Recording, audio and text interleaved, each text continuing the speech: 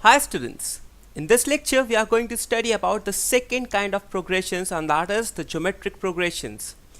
What exactly are geometric progressions, how to find out the nth term of a geometric progression, how to calculate the sum of n terms of a GP. Further, we are going to see what happens when the number of terms in a geometric progression becomes infinite, and also how to calculate the sum of all the terms of a geometric progression when the number of terms are infinite. Also, we are going to see a special type of series which is known as the arithmetico-geometric series. Now, what is that type of series and how to find the nth term or the general term of such a series? So, all these are the concepts that we are going to study in this lecture. Now, let us suppose that we are working in a biotechnology lab and we have been given a trough in which we have one bacteria cell. So, we can write this information as at t equal to 0, the number of cells equal to 1. In the next hour, we observe that the number of cells become double. That is, the number of cells become equal to 2 at t equal to 1. After 1 hour, the number of cells become 2.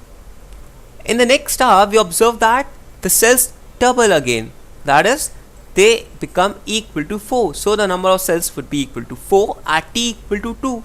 Again, in the next hour, they become double of 4, that is 8 cells. So, in the trough, we have got 8 cells at t equal to 3 hours.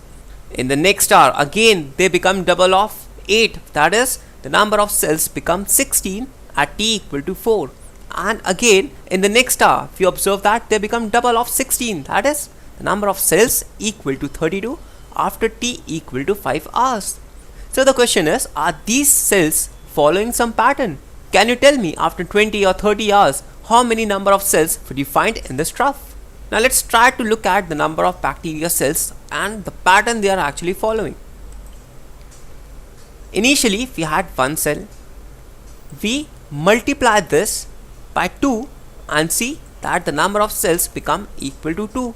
In the next hour, they again become double of each other. That is, we multiply 2 by 2 and so we get the number of cells equal to 4. In the next hour, again they become double of 4. That is, we multiply 4 by 2 and get the answer as equal to 8 cells. In the next hour, again they double and so we get the number of cells equal to 16. In the next hour, again they become double and they become equal to 32. And so on, the series would continue. Thus, what we can say is the number of bacteria in the trough follows a geometric progression. So, the number of bacteria cells in the trough are actually following a geometric progression. But now, what is geometric progression? So, let's try to look at the definition of what exactly is geometric progression. So, we can define this as a geometric progression is one in which the ratio of any term to its predecessor is always the same number. This ratio is called the common ratio.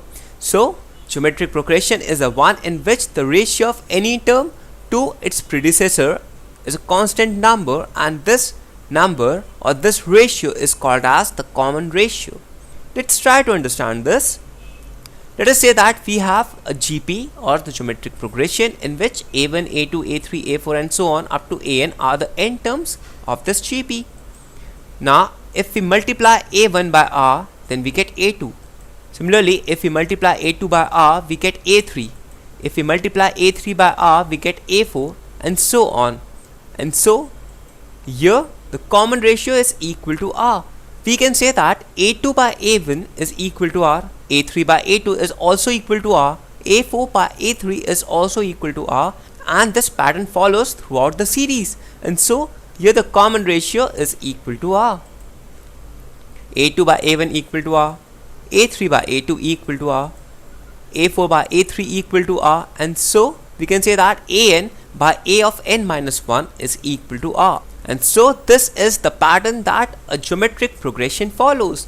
We have a common ratio over here. Now for a GP, let's try to see the formula to calculate the nth term. Let us say that the first term of this GP is equal to a and the common ratio is equal to r. So the first term is equal to a.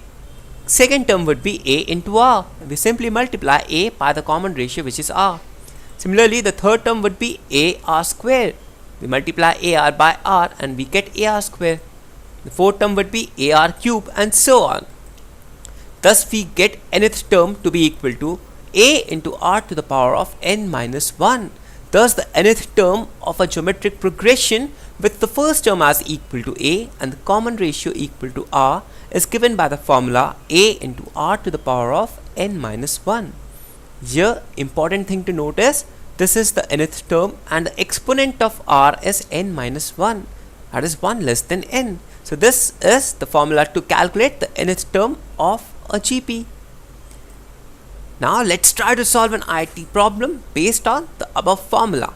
If x, y and z are the pth, qth and the rth terms of an AP and also of a GP, then x to the power of y minus z into y to the power of z minus x into z to the power of x minus y is equal to option number A is xyz, option number B is 0, option number C is 1 and option number D is none of these. So in this IIT problem, we have been given that x, y, z are the pth, qth and rth terms of an AP and also x, y, z are the pth, qth and rth term of the GP as well. And based on this, we have to find out the value of x to the power of y minus z into y to the power of z minus x into z to the power of x minus y. And we have been given the 4 options. So let's try to see the solution of this problem. Given to us is that x, y and z are the pth, qth and rth terms of an AP. So we can say that x is equal to a plus p minus 1 into d, y is equal to a plus q minus 1 into d and z is equal to a plus r minus 1 into d. Here we have taken the first term to be a and the common difference equal to d. We have simply used the formula for finding the nth term of an AP. From this what we get is x minus y would be equal to p minus q into d. We subtract this equation from this to get x minus y equal to p minus q into d. Similarly, we subtract this equation from this equation to get y minus z equal to q minus r into d, and we subtract the first equation from the third to get z minus x equal to r minus p into d. Thus we have got the expression for x minus y, y minus z and z minus x in terms of p, q, r and d. Now also given to us is that x, y, z are the pth, qth and rth terms of a GP as well. So x, y, z are also the pth, qth and the rth terms of a GP. So let us say that we have a GP in which the first term is equal to b and the common ratio is equal to r. Therefore we can write x equal to b into r to the power of p minus 1, y equal to b into r to the power of q minus 1 and z equal to b into r to the power of r minus 1, as x is the pth term of this GP, y is the qth term of this GP and z is the rth term of this GP. Now x to the power of y minus z into y to the power of z minus x into z to the power of x minus y could be written as b into r to the power of p minus 1 into y minus z into b into r to the power of q minus 1 to the power of z minus x into b into r to the power of r minus 1 to the power of x minus. We have simply substituted the value of x, y and z in this expression. Now when we multiply, what we get is b to the power of y minus z plus z minus x plus x minus y into r to the power of p minus 1 into y minus z plus q minus 1 into z minus x plus r minus 1 into x minus y. Further, we see that this becomes equal to 0. So this would be p to the power of 0. Similarly, we have got the value of y minus z equal to q minus r into d. So we replace y minus z by q minus r into d over here.